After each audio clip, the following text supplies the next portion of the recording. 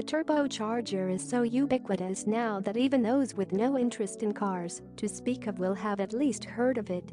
That's probably partly because these devices are fitted to all manner of engines these days, from 0.9-liter 3-cylinders in superminis right up to V12s in supercars, and partly because the word turbo essentially came to mean anything powerful and cool during the 1970s. Yet this technology has not been in the mainstream for very long. In fact, while the turbocharger was invented way back in 1905 and used on American aircraft during World War II, its first automotive application did not come until 1962. Turbos appeared on a pair of General Motors GM models, first the Chevrolet Corvair Monza and, just weeks after, the Oldsmobile Jetfire. These were not the first forced induction cars, however. Cars including the Graham 8-cylinder 1934 Court 812 1937 and Studebaker Golden Hawk 1957 had already employed superchargers. On 27 April 1967, Autocars J.P. Norby explained how the Jetfire's newfangled device worked. By adding the turbocharger to the 3.5-liter aluminum block V8 engine, the Oldsmobile engineers have won a 40% power increase in the mid-speed range, he wrote. Indeed, the turbocharged engine made 215 bhp, affording a 0 to 60 miles per hour time of less than 9.0 seconds. And, amazingly, this was done without affecting engine flexibility, durability or fuel economy. These results could not have been obtained by increasing the cubic capacity of the engine or installing a larger, existing unit. Tuning of the basic V8 by raising the compression ratio, installing larger carburetors, revising the porting, and modifying the camshaft would lead to a top-end power gain, but a loss of flexibility and an increase in fuel consumption. The turbocharger was supplied by Garrett Air Research, an innovative aerospace company whose products included intercoolers, turbines, cabin pressurization systems and early flight computers, and whose later feats included involvement with the first turbo car to win the Indy 500, first turbo car to win Le Mans, and first production turbo diesel car the U.S. market-only Mercedes-Benz 300 SD of 1978. The idea for using a turbocharger had come from GM's chief engine development engineer, Gil Burrell, who had recalled an extensive technical report on the subject that the company had made many years before, and decided to enthusiastically continue the research, which led to him contacting Garrett. The mechanism that resulted was described by Autocar as extremely elaborate, with numerous safety devices. We said, those who are familiar with turbocharged diesel engines, these had already long been used in locomotives and trucks, may be surprised that it should be necessary to complicate the machinery so much merely because the impeller sucks through a carburetor and not from a pure air intake. But a little thought will make it clear that blower pressure has to be limited.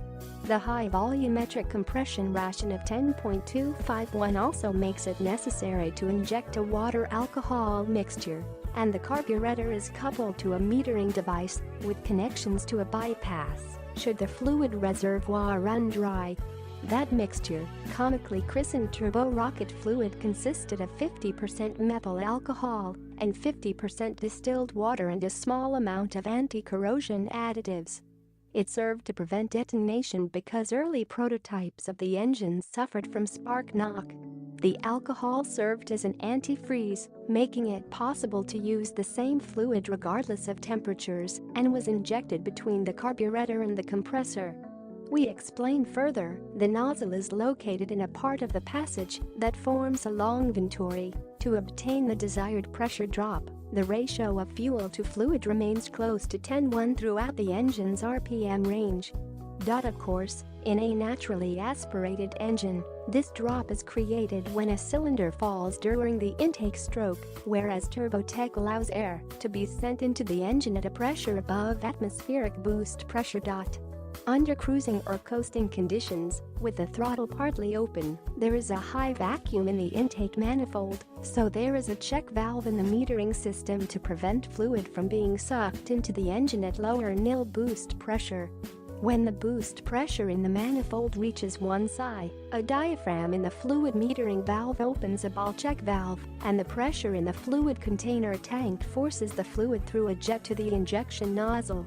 Oldsmobile's V8 consumed this fluid at a rate of around 8,000 miles per gallon, but the reservoir was a mere 4.7 liters, meaning it could be emptied in less than 250 miles.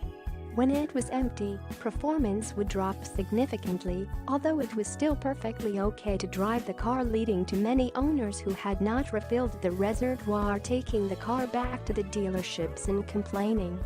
Given the system's complexity, it was natural that some cars suffered mechanical issues too, and all this led to Oldsmobile offering to replace the complicated turbocharger mechanism with a conventional 4-barrel carburetor. This means it's now nearly impossible to find an original Jetfire because just 9607 examples were produced, and most owners took up the offer of a replacement. The Jetfire's turbocharger was fitted across the top of the engine, with a turbine and compressor mounted on a single shaft. It was smaller than the Corvairs, with a compression diameter of 2.5 inches to 2.4 inches. Its speed range was from 6,000 to 90,000 RPM. At a crankshaft speed of 14,000 RPM, the turbocharger's pressure was just 14.7 psi. Our report said maximum efficiency is designed to come in between 2,000 and 2,200 RPM, but boost remains high up to 5,000 RPM. Maximum power is developed at 4,600 RPM, as against 4,800 RPM for unblown versions of the V8. In normal driving, the turbine will cruise at 40,000 RPM. For maximum acceleration, the throttle is opened wide, and the turbocharger has a remarkably quick response, accelerating to about 80,000 RPM in less than a second. The most amazing part of all this, Autocars Man considered, was that the turbocharger is absolutely silent and free of vibration, not only at normal speeds, but also when accelerating, reaching maximum and when idling. While a valiant effort, neither of GM's turbocharged pioneers became trendsetters. The first truly successful turbocharged cars didn't come until the early 1970s, in the form of the BMW 2002 Turbo, Porsche 911 Turbo and Saab 99 Turbo, although sadly sans turbo rocket fluid.